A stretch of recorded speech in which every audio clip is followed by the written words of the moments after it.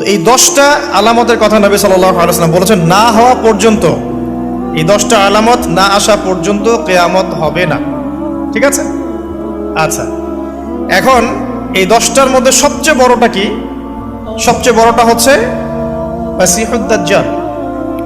একদিন রাসূলুল্লাহ সাল্লাল্লাহু আলাইহি ওয়াসাল্লাম মসজিদের পাশ দিয়ে হেঁটে যাচ্ছেন, মসজিদে নববীর পাশ দিয়ে। তখন সাহাবায়ে কেরাম রাদিয়াল্লাহু আনহুম আজমাইন তারা মসজিদের মধ্যে বসে একটা বিষয় নিয়ে কথোপকথন করছিলেন। তো নবী সাল্লাল্লাহু আলাইহি ওয়াসাল্লাম জিজ্ঞাসা করলেন যে তোমরা কি নিয়ে কথা বলছো, তোমরা কি নিয়ে কথোপকথন করছো? তখন সাহাবায়ে কেরাম রাদিয়াল্লাহু আনহুম তারা বলছেন যে আমরা কিয়ামতের আলামতগুলো নিয়ে কথা বলছিলাম। কি নিয়ে কথা বলছেন? কিয়ামতের আলামতগুলো নিয়ে সাহাবীরা কথা বলছেন। তো সাহাবীদের কিয়ামতের আলামত নিয়ে কথা বলার কি দরকার ছিল? তাদের সময় তো আর কিয়ামত হবে না। দরকার ছিল কি? সচেতনতা। তারা ফিতনায় নিজেরা যেন না পড়ে যান, এই জন্য সতর্ক থাকতে চাইতেন। এই কারণেই ফিতনাময় পরিবেশ নিয়ে আলোচনা করতেন। তো নবী সাল্লাল্লাহু আলাইহি ওয়াসাল্লাম তখন বললেন, দেখো, যতদিন পর্যন্ত 10টা আলামত প্রকাশ হচ্ছে না ততদিন পর্যন্ত কিয়ামত হবে না। কয়টা আলামত? 10টা। নবী সাল্লাল্লাহু আলাইহি ওয়াসাল্লাম প্রথমে বললেন 1 নাম্বার হচ্ছে মাসিহুদ দাজ্জাল। কি নাম? মাসিহুদ দাজ্জাল। 2 নাম্বার হচ্ছে ইয়াজুজ এবং মাজুজ। এর আদম সন্তান পৃথিবীতে বের হবে এবং পুরো পৃথিবীটা ম্যাসাকার করে ছেড়ে দিবে। আর মাসিহুদ দাজ্জাল সেও বের হবে শেষ জামানায়, যে ইহুদিদেরকে নিয়ে পুরো বিশ্ব শাসন করবে, বিশ্বের প্রতিটা ডিপার্টমেন্ট সে রুল করবে। এবং দাজ্জালের চেয়ে ভয়ঙ্কর কোনো ফিতনা এই পৃথিবীতে আসে নাই, আসবেও না। প্রত্যেক নবী তার কওমকে দাজ্জাল সম্পর্কে সতর্ক করেছিলেন, এমনকি নূহ আলাইহিস সালাম পর্যন্ত তার উম্মতকে দাজ্জালের ফিতনা সম্পর্কে সতর্ক করেছিলেন। নবী সাল্লাল্লাহু আলাইহি ওয়াসাল্লাম বলেছেন যে তোমরা যদি সূরা কাহাফ তেলাওয়াত করো, প্রত্যেক জুমার দিন সূরা কাহাফ তেলাওয়াত করো, অথবা সূরা কাহাফের প্রথম 10টা আয়াত, শেষ 10টা আয়াত মুখস্থ রাখো, ইনশাআল্লাহ তাআলা মাসিহুদ দাজ্জাল তোমাদের কোনো ক্ষতি করতে পারবে না। 1 মাসিহুদ দাজ্জাল, 2 ইয়াজুজ আর মাজুজ, 3 হচ্ছে ঈসা ইবনে মারইয়াম। ঈসা ইবনে মারইয়াম যতক্ষণ পর্যন্ত না আসছেন, পৃথিবীতে আবার ইউটার্ন না করছেন এবং তার হাতে মাসিহুদ দাজ্জাল নিহত না হচ্ছে, কিয়ামত হবে না। 4 দাব্বাতুল আরদ, অর্থাৎ পৃথিবীর ভিতরে একটা প্রাণী আছে, মাটি ফেরে এই প্রাণীটা বের হবে কিয়ামতের আগে আগে, এবং এই প্রাণীটা মানুষের সাথে কথাবার্তা বলবে, কথা বলতে পারা প্রাণী। এই যতক্ষণ বের হচ্ছে না কিয়ামত হবে না ইনশাআল্লাহ তাআলা। কটা বললাম? 4টা। 5 হচ্ছে দুখান বা ধোঁয়া। এই পুরো পৃথিবীর আকাশটা একটা নির্দিষ্ট সময় পর্যন্ত ধোঁয়ায় ছেয়ে যাবে এবং হতে পারে, আল্লাহু আলাম, হতে পারে যে সূর্যের আলো পৃথিবীতে পৌঁছাবে না, এমন ধোঁয়া হতে পারে। পুরো পৃথিবীটা ধোঁয়ায় ছেয়ে যাবে, এটা সূরা দুখানের মধ্যেও বলা আছে। এটা 5। 6 নম্বরে নবী সাল্লাল্লাহু আলাইহি ওয়াসাল্লাম বলছেন যে একটা ভূমিকম্প হবে পৃথিবীর পূর্ব দিকে। পৃথিবীর পূর্ব দিক মানে এই যে ভারত, পাকিস্তান, বাংলাদেশ, শ্রীলঙ্কা, ইন্দোনেশিয়া, ঠিক আছে, এই সিঙ্গাপুর, এই যে কন্টিনেন্ট, মালয়েশিয়া, এটা পৃথিবীর পূর্ব দিক। এদিকে একটা ভূমিকম্প হবে। তারপরে 7 পৃথিবীর পশ্চিমে একটা ভূমিকম্প হবে। পশ্চিম মানে বোঝেন না? পশ্চিমা বিশ্ব না, সৌদি আরব, পশ্চিমা বিশ্ব, ব্রিটেন, ফ্রান্স, জার্মানি, তারপরে যে রাশিয়ান কন্টিনেন্ট, হ্যাঁ, ইউক্রেন, এইদিকে আপনার আমেরিকা, এই পুরো পশ্চিমা বিশ্ব, এখানে একটা ভূমিকম্প হবে বড়। এবং এগুলো এমন হবে যেগুলোতে ভূমি মাটিতে ধসে যাবে, মাটিতে ডুবে যাবে। ভূমিকম্প না, ভূমিধস। 8 পৃথিবীর মাঝখানে মধ্যপ্রাচ্যে একটা ভূমিকম্প হবে, যেখানে আমাদের সো কল্ড আমিরুল মুমিনিনরা থাকে, যারা আমেরিকা এবং ইসরায়েলের বন্ধু, এদের এখানে একটা ভূমিকম্প হবে ইনশাআল্লাহ। 9 ইয়েমেন থেকে একটা আগুন বের হবে। ইয়েমেন থেকে একটা আগুন বের হবে, যে আগুন মানুষকে হাসরের মাঠের দিকে তাড়িয়ে নিয়ে আসবে। আরেকটা বলেছেন 10 নম্বর, যেটা এই মুহূর্তে আমি ঠিক মনে করতে পারছি না। তো এই 10টা আলামতের কথা নবী সাল্লাল্লাহু আলাইহি ওয়াসাল্লাম বলেছেন, না হওয়া পর্যন্ত, এই 10টা আলামত না আসা পর্যন্ত কিয়ামত হবে না। ঠিক আছে? আচ্ছা, এখন এই 10টার মধ্যে সবচেয়ে বড়টা কি? সবচেয়ে বড়টা হচ্ছে মাসিহুদ দাজ্জাল। সবচেয়ে বড়টা কি? ও 10 নম্বরটা মনে পড়েছে, আলহামদুলিল্লাহ। সূর্য উঠবে পশ্চিম দিক থেকে, সূর্য উঠবে পশ্চিম দিক থেকে, তাহলে আর সময় নাই, পৃথিবীর সময় শেষ। এই 10টা মনে থাকবে। আসেন বলি, প্রথমে কি? দাজ্জাল, তারপরে ইয়াজুজ আর মাজুজ, 3 নাম্বার ঈসা ইবনে মারইয়ামের প্রত্যাবর্তন, 4 নাম্বার দাব্বাতুল আরদ, জমিন থেকে প্রাণী বের হয়ে কথা বলবে মানুষের সাথে, ঠিক আছে। 5 নাম্বার কি বললাম? ধোঁয়া, দুখান, ঠিক আছে। 6, 7, 8 3টা ভূমিকম্প, পূর্ব দিকে একটা, পশ্চিমে একটা, পৃথিবীর মাঝখানে একটা। 9 নাম্বার ইয়েমেনের নাম শুনেছেন? ওই যে যেখানে সৌদিরা বোম মারছে আর কি, ইয়েমেনের বাচ্চাদেরকে বোম মেরে হত্যা করছে না, জানেন না খবর? তো ওই ইয়েমেনের ছোট ছোট বাচ্চারা শিয়া সুন্নির কি বোঝে আমার বুঝে আসে না। ওই ছোট ছোট বাচ্চাগুলো শিয়া সুন্নির কি বোঝে আমার বুঝে আসে না। আমেরিকার টাকা খেয়ে এরা ঠিকই বোম মারছে কেন? আর এই বোমগুলো তো এরা তৈরি করতে পারে না, আমেরিকার কাছ থেকে কিনে নেয়। তো ওই ইয়েমেন থেকে আগুন বের হবে, সেই আগুন মানুষকে হাসরের মাঠের দিকে তাড়িয়ে নিয়ে আসবে, এবং 10 যেটা বললাম, সূর্য উঠবে পশ্চিম দিক থেকে, তখন তওবার দরজা বন্ধ হয়ে যাবে, তওবা আর করেও লাভ হবে না। 2টা সময় তওবা করে লাভ নাই। একটা হচ্ছে মৌতের যন্ত্রণা শুরু হয়ে গেলে, মৃত্যুর যন্ত্রণা শুরু হয়ে গেলে আগে পা থেকে শুরু হয়ে আস্তে আস্তে গলার দিকে আসে। হাদিসে যেমনটা এসেছে, সূরা ওয়াকিয়ার মধ্যেও আছে যে পায়ের দিক থেকে যন্ত্রণা শুরু হয়ে আস্তে আস্তে আস্তে আস্তে এই গলার দিকে আসে, এবং আত্মাটা গলার এখানে যখন চলে আসে, এখান থেকে মালাকুল মউত আত্মাটাকে নিয়ে চলে যায়, এবং চোখ দিয়ে তাকিয়ে থাকে মানুষ। রুহটা চলে গেলে মানুষ চোখ দিয়ে তাকিয়ে থাকে, দেখবেন এই কারণে মৃত ব্যক্তি তাকিয়ে থাকে, চোখ খোলা থাকে। এবং তখন আসমান থেকে সিঁড়ি নামিয়ে দেওয়া হয়, ওই সিঁড়িতে করে আত্মা চলে যাচ্ছে, ও তাকিয়ে দেখে যে আত্মা চলে যাচ্ছে। এবং মানুষ মারা যাওয়ার পরে চোখ জীবিত থাকে অনেকক্ষণ। মেডিকেল সায়েন্স যারা পড়েছে তাদেরকে জিজ্ঞাসা করবে, মানুষ ডেড হয়ে গেলেও চোখ দেখবেন আরো কয়েক ঘন্টা, হয়তো আরো নির্দিষ্ট একটা সময় পর্যন্ত চোখটা কিন্তু জীবিত থাকে। এই জন্যে চোখ বন্ধ করে দিতে হয়। যাই হোক, যেটা বলছিলাম যে মৌতের যন্ত্রণা শুরু হয়ে গেলে তওবা করে লাভ নাই, তওবার দরজা বন্ধ। আর পশ্চিম দিক থেকে সূর্য উঠে গেলে তওবা করে লাভ নাই, তওবার দরজা বন্ধ। এই 10টার মধ্যে সবচেয়ে বড়টা হচ্ছে মাসিহুদ দাজ্জাল। কেন বড়? কারণ নবী সাল্লাল্লাহু আলাইহি ওয়াসাল্লাম নিজে বলেছেন, পৃথিবীর ইতিহাসে আদম আলাইহিস সালাম থেকে শুরু করে মুহাম্মদ সাল্লাল্লাহু আলাইহি ওয়াসাল্লাম পর্যন্ত এই যে লক্ষ লক্ষ নবী রাসূল এসেছেন, পৃথিবীর এই যে শত লক্ষ বছরের হিস্ট্রি, এর মধ্যে দাজ্জালের চেয়ে ভয়ঙ্কর কোনো ফিতনা আসে নাই। নবী সাল্লাল্লাহু আলাইহি ওয়াসাল্লাম বলছেন, একজন মুমিন ব্যক্তি যদি দাজ্জালকে পেয়ে যায়, সে যেন তার সাথে সাক্ষাতের আকাঙ্ক্ষা না করে, কারণ সে তার সাথে সাক্ষাৎ করলে ঈমান হারা হয়ে যেতে পারে। সে এত বড় ফিতনা হবে, এত বিশাল ফিতনা হবে। এই যে ছোট্ট একটা ফিতনা, সুদ থেকে কি আমরা মুক্ত থাকতে পারছি? সবাই সুদের মধ্যে পড়ে যায় নাই? এই যে মেয়েদের ফিতনা, মেয়েদের যে ফিতনা, বেহায়াপনা, এখান থেকে কি আলেম জালেম কেউ বাকি আছে? সবাই ফিতনায় পড়ে যাচ্ছে আমরা। ফেসবুকে ঢুকবেন, আপনি না চাইলেও আপনাকে দেখা যাবে নগ্ন ছবি দেখতে আপনি বাধ্য হচ্ছেন। টিভি দেখতে বসবেন, আপনি না চাইলেও নগ্ন ছবি দেখতে আপনি বাধ্য হবেন। এই যে ফিতনা, বাঁচতে পারছি না, সুদ থেকে বাঁচতে পারছি না, বেহায়াপনা থেকে বাঁচতে পারছি না। পর্নোগ্রাফি থেকে কেউ বাঁচতে পারে? যে কেউ ফোন চালায় দেখবেন পর্নোগ্রাফির ছবি চলেই আসবে, নগ্ন ছবি চলেই আসবে। আলেম জালেম এভরিবডি আসবেই। তারপরে আপনার মাদক, এই মাদকের ফিতনা থেকে কি সবাই বেঁচে থাকতে পারছে? এরকম অনেক ফিতনা আছে যেগুলো থেকে মানুষ চাইলেও বাঁচতে পারছে না। আমরা হয়তো বাইরে দাড়ি টুপি পাগড়ি জুব্বা লাগিয়ে ঘুরছি ঠিকই, কিন্তু আমরা এরকম সামাজিক ফিতনাগুলো থেকে কেউই সেফ না। এই যে আপনাদের এলাকায় যে ফিতনাগুলো ছড়িয়ে পড়েছে, আস্তে আস্তে বাড়ছে না? এমন ফিতনা বেড়ে যাচ্ছে। তো এগুলো যদি আমাদেরকে গ্রাস করে ফেলতে পারে, তাহলে এই পৃথিবীর সমস্ত ফিতনা একসাথে করলেও দাজ্জালের ফিতনার সমান হবে না। আমি কি বোঝাতে পারছি?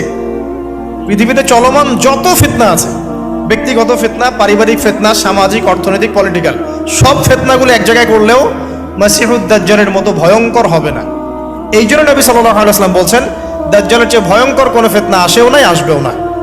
প্রত্যেক নবী আলাইহিস সালাম তার কওমকে এই ফিতনা সম্পর্কে সতর্ক করতেন। এমনকি এক্সাম্পল দিতে গিয়ে নবী সাল্লাল্লাহু আলাইহি ওয়াসাল্লাম বলছেন, নূহ আলাইহিস সালাম, ওই কত বছর আগের নবী, তিনি পর্যন্ত তার কওমকে দাজ্জাল সম্পর্কে সতর্ক করেছেন। সে কোথায় আছে? সে পৃথিবীতেই আছে। তার কি জন্ম হয়েছে? উত্তর হ্যাঁ, তার জন্ম হয়েছে। সে কি এখন আত্মপ্রকাশ করেছে? উত্তর না, সে এখনো মানুষের রূপে আত্মপ্রকাশ করে নাই। সে কাদেরকে নিয়ে বিশ্ব শাসন করবে? উত্তর, জিউসদেরকে নিয়ে, ইহুদিদেরকে নিয়ে। দাজ্জাল কাদেরকে নিয়ে বিশ্ব শাসন করবে? ইহুদিদেরকে নিয়ে। আমার কথা কি বোঝা যায়? নবী সাল্লাল্লাহু আলাইহি ওয়াসাল্লাম বলেন সে এত বড় ফিতনা, সে 40 দিন পৃথিবীতে বিচরণ করবে। কয়দিন? 40 দিন। যার প্রথম দিনটা হবে 1 বছরের সমান, দ্বিতীয় দিনটা হবে 1 মাসের সমান, তৃতীয় দিনটা হবে 1 সপ্তাহের সমান, এবং বাকি দিনগুলো হবে আমাদের দিনের মতোই। নবী করিম সাল্লাল্লাহু আলাইহি ওয়াসাল্লাম বিভিন্ন হাদিস থেকে বলেছেন যে দাজ্জাল সারা বিশ্বটাকে শাসন করবে। কিরকম? মানে সে ইলাহ দাবি করে বসবে, আল্লাহ পাক তাকে কিছু অলৌকিকত্ব দিবেন মানুষকে ফিতনায় পরীক্ষা করার জন্য। যারা ওর উপর ঈমান আনবে, দাজ্জালের প্রতি ঈমান আনবে, দাজ্জাল ওদেরকে জান্নাত দিবে। তারা এক হাতে থাকবে জান্নাত, এক হাতে জাহান্নাম। মানে অরিজিনাল জান্নাত জাহান্নাম নয়, কারণ জান্নাত জাহান্নামকে হাতে নিয়ে ঘোরা যায়? যায় না। আমাদের কিছু প্রোটেস্ট্যান্ট মুসলিম ভাই আছে, তারা মনে করে যেটা হাদিসের শব্দ ওইটাই, মানে হাদিসে যেটা শব্দ সেটাই, এর কোন ইন্টারপ্রিটেশন ব্যাখ্যায় তারা বিশ্বাস করে না। তাহলে এক হাতে জান্নাত এক হাতে জাহান্নামের ব্যাখ্যা আপনি কি করবেন? সত্যি সত্যি কি হাতে জান্নাত জাহান্নাম নিয়ে কেউ ঘুরতে পারে? পারে না। মানে কি? মানে হচ্ছে যদি কেউ দাজ্জালকে অনুসরণ করে, তার আনুগত্য করে, দাজ্জাল তাকে জান্নাতের নাজ নেয়ামত দিবে, পৃথিবীতে নাজ নেয়ামত দিবে, সে স্বাচ্ছন্দ্যে থাকবে, তার ফাইন্যান্সিয়াল অবস্থা ভালো হবে, তার স্ট্যাটাস ভালো হবে, পৃথিবীতে ভালো থাকবে। আর যদি কেউ দাজ্জালকে অস্বীকার করে, তার বিরুদ্ধে দাঁড়ায়, তখন দাজ্জাল তাকে অত্যাচার করবে, অন্যায় করবে, জুলুম করবে, তার অবস্থা পৃথিবীতে হেয় প্রতিপন্ন হয়ে যাবে। জান্নাত জাহান্নাম। দাজ্জাল এর বাহন হবে একটা গাধা। নবী সাল্লাল্লাহু আলাইহি ওয়াসাল্লাম বলছেন সেই গাধার লম্বা প্রশস্ত কান থাকবে, যেই কানের নিচে কত হাজার মানুষ আশ্রয় নিতে পারবে। তো এখন এটা কি সত্যিকারের গাধা? দাজ্জালের কানের কথা বলা হচ্ছে, এই কানটা কি সত্যিকারের কান? যার নিচে এমন কোন গাধা কি আছে বড় কানওয়ালা যে আকাশে উঠতে পারে? এমন কোন গাধা কি আছে যে আকাশে উঠতে পারে, যার বড় কান আছে, যার কানের নিচে হাজার হাজার মানুষ আশ্রয় নিতে পারে? আছে? নাই। তাহলে নিঃসন্দেহে এটা বাস্তবিক গাধা বোঝানো হচ্ছে না, বোঝানো হচ্ছে এমন কোন বাহন যেটা আকাশ ফ্লাই করতে পারে এবং এত অত্যাধুনিক হবে যার পাখার নিচেই হাজার মানুষ আশ্রয় নিতে পারবে। এয়ারক্রাফট হতে পারে, আল্লাহু আলাম। আচ্ছা, আলোচনা হয়তো অনেক হাই স্কেলে চলে যাচ্ছে, আমি একটু কমাই নিয়ে আসি।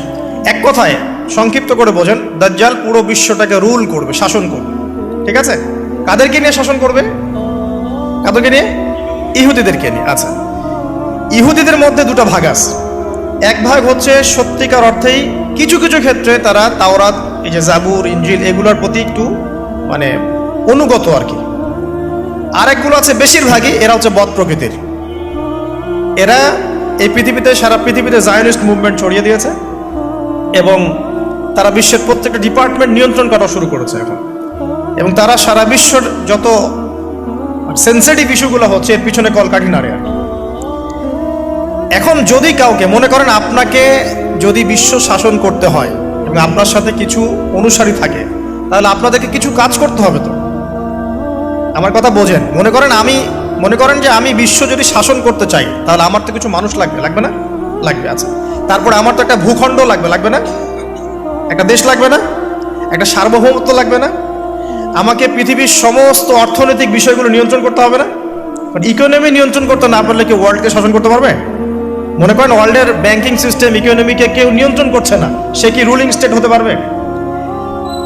শ্রীলঙ্কা, সে কি বিশ্বের রুলিং স্টেট? সে কি বিশ্বের অর্থনীতি নিয়ন্ত্রণ করে? বরং সে তো দেউলিয়া হয়ে গেল, তাই না? আমেরিকা, ইসরায়েল, ওরা কি দেউলিয়া হয়েছে? না। তারা কি বিশ্বের অর্থনৈতিক বিষয়কে নিয়ন্ত্রণ করে? করে। চায়না, তারা কি দেউলিয়া হয়েছে? তারা কি বিশ্বের অর্থনীতি নিয়ন্ত্রণ করতে পারে? পারে। তো এক কথায় বোঝেন, আপনাকে যদি রুল করতে হয় সারা ওয়ার্ল্ডকে, প্রথমত আপনার একটা ল্যান্ড লাগবে, একটা কিছু মানুষ লাগবে আপনার, এবং সেই মানুষগুলো রামসাম যদুমধু হলে হবে না, সেই মানুষগুলো হতে হবে সবচেয়ে বুদ্ধিদীপ্ত মানুষ, ট্যালেন্টেড মানুষ, যারা পৃথিবীর সবকিছু নিয়ন্ত্রণ করার যোগ্যতা রাখে। সায়েন্টিস্ট লাগবে আপনার ইকোনমিস্ট লাগবে, আপনার কলামিস্ট লাগবে, মিডিয়ার পার্সন লাগবে, পলিটিশিয়ান লাগবে, সূক্ষ্ম বুদ্ধিসম্পন্ন মানুষ লাগবে। এই মানুষগুলো কি তারা জোগাড় করতে পেরেছে? পশ্চিমা সভ্যতা পেরেছে? আচ্ছা, আর কি লাগবে? আপনার নির্দিষ্ট ভূখণ্ড লাগবে, এবং ভূখণ্ডটা স্বাধীন হতে হবে, কারো পরাধীন হলে চলবে না। ইসরায়েল কি স্বাধীন হয়েছে? ইহুদিরা কি রাষ্ট্র গঠন করেছে? করে নাই? আপনারা তো খবরই রাখেন না দেখি। ইহুদিরা কি রাষ্ট্র গঠন করে নাই? কত সালে বলেন? সুবহানাল্লাহ, এমনি হবে না। 1948-এ তো রাষ্ট্র গঠন তো অনেক আগেই হয়েছে। 1948-এ তো সে জানান দিয়েছে, কিন্তু রাষ্ট্র গঠন অটোম্যানদেরকে হারানোর পরেই হয়েছে। যখন প্রথম বিশ্বযুদ্ধ হয়ে গেছে, তারপরে অটোম্যান এম্পায়ারদেরকে হটিয়ে তারা তো রাষ্ট্র মোটামুটি দখল করেই ফেলেছে। তারপর আস্তে আস্তে রাষ্ট্রের আয়তন বাড়িয়েছে। মাত্র 1948-এর দিকে এসে তারা পুরো বিশ্বকে জানান দিয়েছে আমরা একটা পুরো রুলিং স্টেট হতে যাচ্ছি আপকামিং। তো যাই হোক, তারা রাষ্ট্র কায়েম করেছে। আপনাকে সারা ওয়ার্ল্ড রুল করতে হলে প্রথমত আপনার স্টেট লাগবে, স্টেট ওরা কায়েম করে ফেলেছে।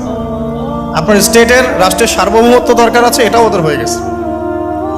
আপনার সারা ওয়ার্ল্ডকে রুল করতে হলে সারা বিশ্বের ইকোনমিক সিস্টেম, অর্থনীতি নিয়ন্ত্রণ করতে হবে, তারা সেটা করেছে। ওয়ার্ল্ড ব্যাংকের মাধ্যমে করছে, IMF এর মাধ্যমে করছে, আরো বিভিন্ন সংস্থার মধ্য দিয়ে তারা ওয়ার্ল্ডের ইকোনমিক সিস্টেমটাকে নিয়ন্ত্রণ করে ফেলেছে। আপনি এর বাইরে যেতেই পারবেন না, এমনভাবে নিয়ন্ত্রণ করে ফেলেছে আপনি এর বাইরে যেতেই পারবেন না। এবং আরো কি দরকার? ম্যান পাওয়ার, জনসমষ্টি দরকার। এই জনসমষ্টির জন্য তারা ইউনাইটেড নেশনস ফর্ম করে ফেলেছে। আপনি ইউনাইটেড নেশনসের বাইরে যেতেই পারবেন, কেউ পারবে না। এখনকার এই রাষ্ট্রের, এই বিশ্বের কারো পক্ষে সম্ভব না। এর বাইরে গিয়ে কিছু করা কারো পক্ষে সম্ভব না, করতে গেলেই শেষ করে ফেলাবে। আর কি দরকার? আপনার সারা ওয়ার্ল্ডের মিডিয়া, প্রযুক্তি নিয়ন্ত্রণ করতে হবে। মিডিয়া নিয়ন্ত্রণে না থাকলে আপনি ইসলামকে আর মৌলবাদী সন্ত্রাসী ধর্ম বলে প্রচার করতে পারবেন না। তো মিডিয়া নিয়ন্ত্রণ করতে হবে। মিডিয়া অলরেডি নিয়ন্ত্রিত ওদের, সমস্ত বড় বড় মিডিয়া ওদের হাতেই। আর কি লাগবে আপনার? টেকনোলজি। এই যে আপনি গুগল চালান, অ্যাপেল ইউজ করেন, এইটা ওইটা করেন, ফেসবুকিং, ইউটিউবিং, সব কিছু ওদেরই।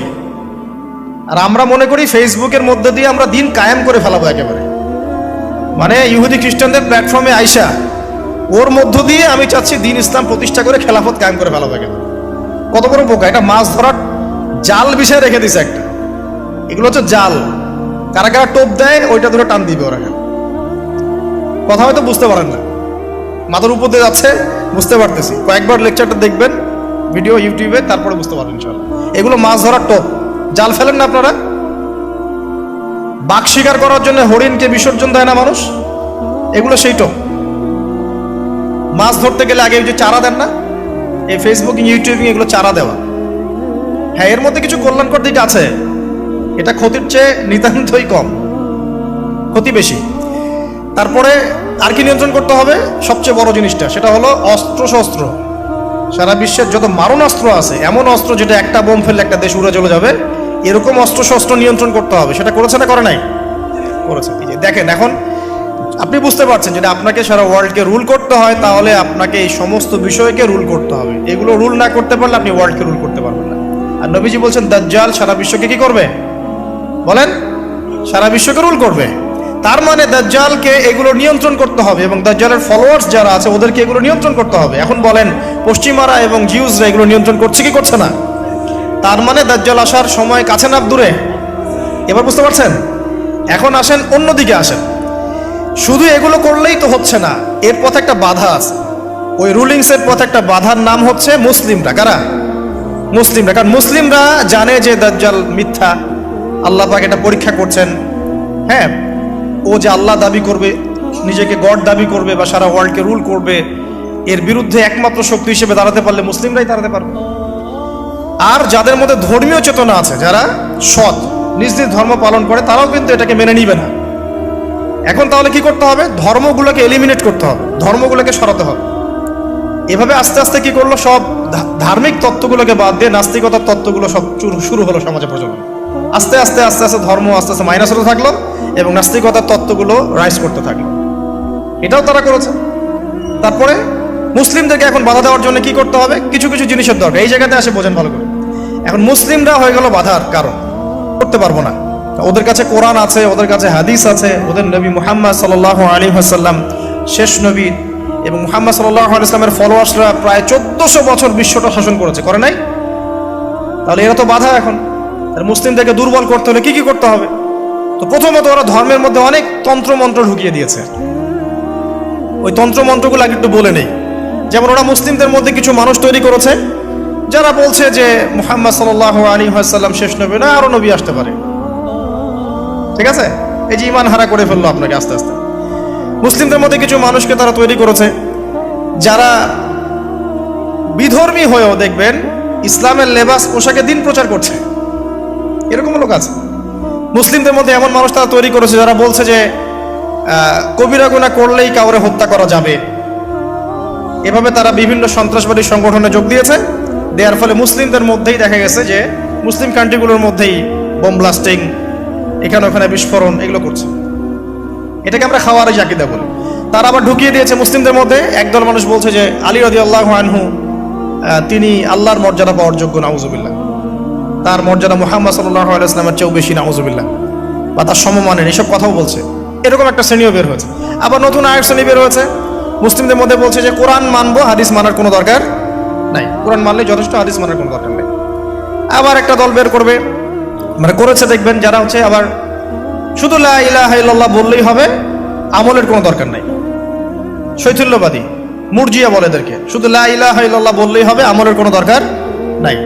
আবার একটা দল বের করেছে যে যুক্তি দিয়ে কোরআন যতটুকু বুঝবো ওইটাই মানা যাবে, এর বাইরে মানা যাবে না, মুতাজিলা। যুক্তি দিয়ে কোরআন যতটুকু বুঝবো এতটুকু মানবো, যুক্তির বাইরে যায় মানবো না। এরকম শত শত আকীদার মানুষকে তারা মুসলিমদের মধ্যেই ছড়িয়ে দিয়েছে, এবং মুসলিমদের মধ্যে এই ফিতনাগুলো ছড়িয়ে দেওয়ার ফলে উম্মাহ কি হয়ে গেছে, বিভক্ত হয়ে গেছে। এরপরেও আবার দেখবেন হকপন্থী যারা, তাদের মাঝে সূক্ষ্মভাবে তারা ষড়যন্ত্র করে আপোষে ফাটল সৃষ্টি করে দিয়েছে। বিশুদ্ধ মানহাজের, বিশুদ্ধ আকীদার একটা জামায়ার মধ্যেও দেখবেন আবার ফাটল সৃষ্টি হয়ে গেছে। এগুলো ধর্মতাত্ত্বিকভাবে তারা আক্রমণ করেছে। আবার তরুণ যুবকদেরকে এই যে internet section, gaming section, online section, অহেতুক সময় নষ্টর কিছু এলিমেন্টস, গেমিং সেকশন, এগুলো দিয়ে ব্যস্ত রেখেছে। ফ্রি মিক্সিং ছড়িয়ে দিয়েছে, ফ্রি মিক্সিং, নারী পুরুষের একাকার। এখন জেনা ছড়িয়ে দেওয়া হয়েছে, জেনার উপকরণ, পর্নোগ্রাফি ছড়িয়ে দেওয়া হয়েছে, সবাই ঘরে বসে এগুলো দেখছে। মাদকটাকে সহজ করে দেওয়া হয়েছে, সবাই এখন এদিকে ছুটছে। রিবা ছড়িয়ে দেওয়া হচ্ছে, সবাই সুদ খাচ্ছে। মানে মুসলিম উম্মাকে ধ্বংস করার জন্য চতুর্দিক থেকে তারা কিন্তু আক্রমণ করেছে। কেন আক্রমণ করেছে? কারণ ওই রুল করতে হলে, তাদেরকে সারা ওয়ার্ল্ডকে রুল করতে হলে সবচেয়ে বড় বাধা কারা? মুসলিমরাই। এই কারণেই সুদূর প্রসারী নীল নকশা একে প্রায় 100-200 বছরের প্ল্যান করে তারা এই কাজগুলো করেছে, যে কাজগুলোতে তারা প্রায় 80-90% সফল। আর আমরা বিগত 100 বছরে সবচেয়ে বেশি যে কয়টা মাসআলা নিয়ে পড়েছিলাম সেটা হচ্ছে হাত বাঁধা, নাভির নিচে, না উপরে না বুকে, রফুল এদিন করবো কি করবো না, আমিন জোরে হবে না আস্তে, পায়ে পা লাগবে কি লাগবে না। বিগত 100 বছরে, 100 বছর কিন্তু হয়ে গেছে। 1914 সালে অটোম্যান ডিফিটের পরে 2022 চলছে, এখন প্রায় 100 বছর হয়ে গেছে। তো 100 বছরে তারা কিন্তু এই সমস্ত সেক্টরগুলো উন্নতি করে আজকে রুলিং স্টেট।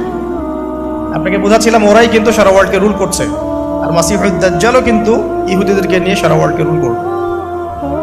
আচ্ছা, এখন বুঝতে পারছেন অলরেডি যারা বিচক্ষণ শ্রোতা, যে এই পরিস্থিতিটা শুধুমাত্র ওদের সাফল্য বললে ভুল হবে। এখানে সবচেয়ে বড় কথা আমাদের ব্যর্থতা। কারণ বিগত 1400 বছরে কিন্তু আমাদের অবস্থা এমন ছিল না। ওমর রাদিয়াল্লাহু আনহুর যুগে আমাদের অবস্থা এমন ছিল, আবু বকর সিদ্দিকের যুগে এমন ছিল, তারপরে আপনার ওসমান আলী রাদিয়াল্লাহু আনহুমা, তাদের যুগে কি আমাদের অবস্থা এমন ছিল? 4 খলিফার যুগ ছিল প্রায় 30 বছর। কত বছর? 30 বছর। 30 বছর ইসলামী খেলাফা চলেছে। তার আগে নবী সাল্লাল্লাহু আলাইহি ওয়াসাল্লাম 23 বছরে সমাজ সংস্কার করেছেন। ওই 23 বছর যদি ধরি, পরের 30 বছর এখানে কিন্তু ইসলামের জয় জয়কার। 4 খলিফার পরেও উমাইয়ারা শাসন এসেছে। কারা আসছে? উমাইয়ারা শাসন করেছে প্রায় 80 থেকে 90 বছর বা 92 বছর। এই 92 বছরেও কিন্তু মুসলিমদের অবস্থা এমন ছিল না। ছিল? কথা বুঝতে পারছেন না? ছিল না। তারপরে শাসনে এসেছে আব্বাসীয়রা শাসন করেছে প্রায় 550 বছর। কত বছর? কথা বলেন। প্রায় 550 বছর। এই 550 বছরেও মুসলিমদের অবস্থা এমন ছিল না যেমনটা এখন আজকে আছে।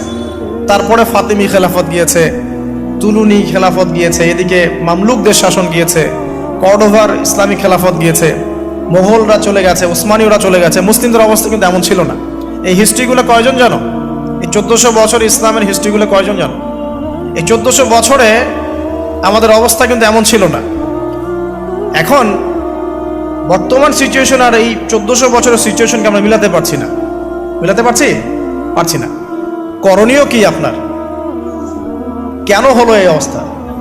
কি করতে হতো বা কি করা উচিত? কেন হলো এই অবস্থা? মোটা দাগে কয়েকটা কথা হচ্ছে, আমরা বেশিরভাগই ইল্লা মাশা আল্লাহ, আমরা বেশিরভাগই কোরআন এবং সুন্নাহ থেকে দূরে সরে আসছি, 1 নাম্বার। 2 নাম্বার, আমরা বেশিরভাগই আমলের দিকে জোর যতটা না দিয়েছি, ইলম অর্জন, জ্ঞান অর্জনের দিকে অত বেশি জোর দেইনি। কথা বুঝতে পারছেন না মনে হয়? আমরা আমলের দিকে জোর দিচ্ছি না এমন না, আমল করতে চাই আমরা খুব, কিন্তু কোরআন সুন্নাহর গভীর জ্ঞান অর্জন করা এবং সমসাময়িক বিশ্বের জ্ঞানগুলো অর্জন করার দিকে আমরা কিন্তু খুব একটা ফোকাস করছি না। অনেকে তো এখন পর্যন্ত এই যুগে এসেও জেনারেল শিক্ষাকে স্বীকৃতি দিচ্ছেন না। এই শিক্ষাটার দরকার আছে, কোরআন সুন্নাহর সাথে এই শিক্ষাটা অর্জন করলে বিশ্বকে এগিয়ে নেওয়া যাবে, আমরা তো স্বীকৃতি দিচ্ছি না। ইংরেজি শিখলে এখনো অনেকের চুলকানি হচ্ছে, এটা দরকার নাই। ম্যাথামেটিক্সের দরকার নাই, সায়েন্সের দরকার নাই, আইসিটির দরকার নাই, হ্যাঁ, আন্তর্জাতিক বিশ্ব সম্পর্কে জানার দরকার নাই। এগুলো কিন্তু আমরা এখনো ঢুকাচ্ছি না, ঢুকালেও খুব লো স্কেলে, যেটাতে খুব একটা কাজ হচ্ছে না। তো দেখেন, আমরা আমলের দিকে খুব ফোকাস করেছি ঠিকই, কিন্তু পরিপূর্ণ জ্ঞান অর্জনের কনস্ট্রাকটিভ সিলেবাসের দিকে আমরা কিন্তু সবাই ফোকাস করি নাই। বিগত 100 বছর আমরা পিছিয়ে আসছি এখানে। আবার যারা জেনারেল লাইনে পড়েছি আমরা বেশিরভাগ, তারা মাশাআল্লাহ 20-25 বছর পড়েছি, এখানে আবার আমরা ইসলামটা পাই নাই। এখানে ইসলাম থেকে আমরা আবার সরে আসছি। আমরা অনেক কিছু শিখেছি, ডক্টর হয়েছি, ইঞ্জিনিয়ার হয়েছি, পলিটিশিয়ান হয়েছি, ইকোনমিস্ট হয়েছি, কিন্তু ইসলামিক বেসিক জিনিস জানি না। অজুর ফরজ জানি না, নামাজের ফরজ, ওয়াজিব, সুন্নাত, মুস্তাহাব জানি না, আছে না? ফরজ গোসল কেমন করে করতে হয় সেটাও আমরা বুঝতে পারছি না, জানি না অনেকেই। পরে যখন হেদায়েত আসে তখন আবার পড়াশোনা শুরু করি, তখন জানি। সিলেবাস ওয়াইজ আপনি পাচ্ছেন না। এখানে জ্ঞানের একটা দৈন্যতা আছে না, মেরুকরণ আছে না? এই জ্ঞানের মেরুকরণ হচ্ছে দায়ী, প্রথম কথা। তারপরে হচ্ছে কোরআন সুন্নাহ থেকে সরে আসা, 2 নাম্বার। 3 নাম্বার, আমল করেছে ঠিকই, কিন্তু পরিপূর্ণ আমলে আমরা বিশ্বাসী না অনেকেই। হ্যাঁ, যে আমলগুলো করলে কোনো সমস্যা হয় না সেগুলো করছি ঠিকই, যে আমলগুলো করলে সমস্যা হবে সেগুলো আবার করতে চাই না। কিরকম? নামাজ পড়লে কোনো সমস্যা নাই, আপনি নামাজ পড়বেন, তাসবিহ তাহলিল করবেন, হ্যাঁ, আপনি সময় লাগাবেন, ওকে ফাইন। কিন্তু সুদ নিয়ে কথা বললে বা সুদের এগেনস্টে কিছু করলে প্রবলেম, আপনি করতে পারছেন না।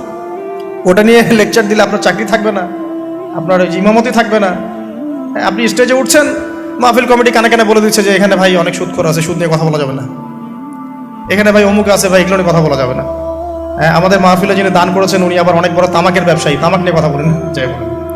এই যে পরিপূর্ণ যে আমল, মানে ইসলামের পরিপূর্ণতা, আমি আমল করব, পারি না পারি আগে বিশ্বাস তো করবো যে হ্যাঁ পরিপূর্ণটাই ইসলাম, এখন পারছি না সেটা আলাদা বিষয়। এখান থেকে আমরা অনেকে সরে আসছি। আর কি দেখেন, আমরা কিন্তু আদর্শ পরিবারটা করতে অনেকে ব্যর্থ হয়েছি। 4 নাম্বার, 5 পরিবারের একজন নামাজ পড়ে, বাকিরা পর্দা নাই, নামাজ নাই, খেয়ালও নাই আমাদের। আবার দেখবেন আমাদের মা বোনদের পর্দা শিথিলতা করে দিয়েছি আমরা, সব জায়গায় উন্মুক্ত হয়ে ঘুরছে। তার চেয়ে বড় কথা, আমরা কিন্তু অনেকে আবার হারাম রিজিকে ঢুকে গেছি। রিজিকের ক্ষেত্রে আমরা হালাল হারামের পরোয়া করছি না, সুদ, ঘুষ, জেনা, ব্যভিচার সবখানেই আছি, দুর্নীতি সব জায়গাতে আছে। তো এই আর কি কারণ। সবচেয়ে বড় কথা, ইউনাইটেড নেশনসটা, মানে আমাদের মুসলিম উম্মার ইউনিটিটা নষ্ট হয়ে গেছে। সবাই বাহ্যিকভাবে যদি বলি আমরা সবাই ভাই ভাই, কিন্তু আপোষে আমরা আসলে হিংসাত্মক মনোভাব মানে পোষণ করছি, বোথ পলিটিক্যালি এবং ধর্মতাত্ত্বিকভাবে। দেখবেন এই যে সিজন আসবে, ইলেকশনের সিজন, নিজের ভাই, আপন ভাই ভাই মারামারি করবে। উভয় মুসলিম, ওই ভাই মুসলিম, এক্স, এই ভাই ওয়াই, এও মুসলিম, এক্স ওয়াই মারামারি করে, দুজনে মুসলিম। দুনিয়ার জন্য, দুনিয়ার একটা ক্ষমতার জন্য উভয় ভাই ডেমোক্রেটিক পদ্ধতি থেকে মারামারি করে জীবন শেষ। অথচ দুইজনই আমার ভাই, দুইজন মরলে জানাজা পড়বো, তাই না? দুইজনে মুসলিম, আমরা চাবো দুজনে জান্নাতে যাক। একইভাবে ধর্মের দিকে দেখবেন, 2টা মুসলিম দল এক রক্ত মাংস খাওয়া খাওয়াই করছে, 2টা মুসলিম বক্তা একজন একজনকে কামড়াকামড়ি করছে, 2টা মুসলিম মানে মানহাজের মানুষ উভয় একে অপরকে কাদা ছড়াছড়ি করছে। এই যে ছোট মানসিকতা, মানে কি বলবো, যে মিন মাইন্ডেড সাইকোলজি, এটা আমাদের উম্মার ভাঙনের জন্য অনেকটা দায়ী আর কি। আমরা লিবারেল হতে পারি নাই, উদার হতে পারছি না, সবাইকে ভাই মনে করতে পারছি না, সবার কল্যাণকামী হওয়ার মানসিকতাটা হারিয়ে যাচ্ছে। এই জিনিসগুলো আমাদের পিছিয়ে পড়ার অন্যতম কারণ হয়ে দাঁড়িয়েছিল আর কি। আর পলিটিক্যাল ইস্যুগুলো তো বাদ, কারণ আমরা তো ওই লেভেলে যাই নাই। এখন তো ইসলামিকভাবে ওইটা সব জায়গায় ইম্পোজ করা হয় নাই, এই কারণে আপনি ওয়ার্ল্ড অ্যাফেয়ার্সে গিয়ে ইসলাম নিয়ে কথা বলতে পারছেন না। তো অনেকগুলো কারণেই আমরা পিছিয়ে পড়েছি। এই কারণগুলো কীভাবে সলভ করা দরকার সেটা আপনারা আরও ভালো বুঝতে পারছেন।